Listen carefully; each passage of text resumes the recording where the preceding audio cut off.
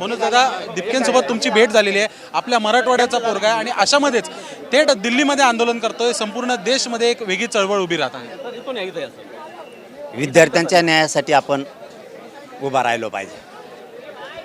विद्यार्थी हा महत्त्वाचा आहे देशासाठी आणि याच विद्यार्थ्यांच्या आईबापानं देशभरातून मतदान करून मोदी साहेबाला सत्तेवर आणलेलं आहे. त्यांनी ते कधी विसरू नये, ते कधीच विसरू नये. नसता हेच लोक पालतं करतील पुन्हा. खरं बघायला गेलं तर तुम्ही देखील आंदोलन आणि महाराष्ट्रामध्ये केलेली आहेत. आता दिल्लीत सुरू आहे. यश याला मिळेल का? पोलीस बंदोबस्त पण तुम्ही बघू शकता किती मोठ्या प्रमाणात आहे. एक भीतीचं वातावरण प्रत्येक आंदोलकांच्या मनात आहे. आपण शांततेत केलं ना, सरकार मोडीत काढू शकत नाही. जंतर मंतर सोडायचं नाही. शांततेचा भूमिका अख्खा देश तुमच्या पाठीशी. ते ज्या ज्यावेळेस हाक मारतील त्यावेळेस महाराष्ट्रासह सगळा देश त्यांच्या पाठीशी.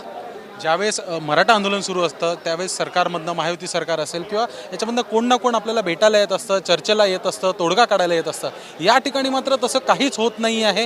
हे काय नेमकं सुरू काय आहे? म्हणजे राज्य सरकार हे आपल्या महाराष्ट्रातलं आहे, केंद्र सरकारच्या मनात काय आहे? अजून कोणी भेटायला देखील येत नाही, विचारायला देखील येत नाही. महाराष्ट्रातलं सरकार आता जाणीव व्हायला लागली त्यांना की आपल्याला पाडू शकते. आता आधी नव्हतं. आता ते मूळ वाटेवरती येत. मराठ्यांना सोडून चालणार नाही. तसं इथल्या सरकारला झटका दाखवावा लागेल, तेव्हा ते यांची सुद्धा दखल घेते.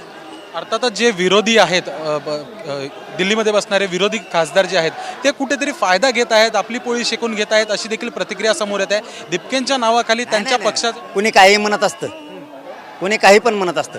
ते विद्यार्थ्यांसाठी बसले. सोनमजींचं आंदोलन विद्यार्थ्यांसाठी आणि विद्यार्थ्यांना न्याय मिळावा म्हणून ही लढाई सुरू आहे. आता कोणी काय म्हणत असतं, विरोधी पक्ष फायदा घेईन ना आमका फायदा घेईन. तर असं काही नसतं. आमच्या आंदोलनात कुठं फायदा होऊ दिला, आम्हाला पण तसंच म्हणत होते. ते आपल्यावरती असतं.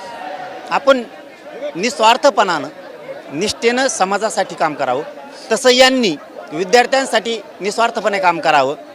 कोणीच यांना डाग लावू शकत नाही, कोणीच. आता अफवा तर उडवणार. अगदी शेवटचा प्रश्न, तुम्ही आज पुन्हा एकदा अशा ठिकाणी आलेले आहात. व्यासपीठ आहे, गादी आहे, टेबल आहे, समोर आंदोलक आहेत. तुम्हाला काही आठवण झाली का? तुम्हाला काही वेगळं काही आठवलं का? किंवा असं कोणतं आंदोलन होतं आपल्या महाराष्ट्रात झालेलं जे तुम्ही जंतर मंतर सारखं तुलना करू शकता? कामच असे करायचे की आपल्या आंदोलनाशी तुलना केली पाहिजे. कोणाचं आंदोलन कसं झालं आणि त्याच्याशी तुलना करायची. आपण कॅपॅसिटी ठेवायला लागते. तुलना आपल्या आंदोलनाची करावी. आपण कशाला म्हणत बसायचं कोणाचं आंदोलन कसं होतं आणि त्याच्यातून न्याय द्यायचा, तर तुलना होती.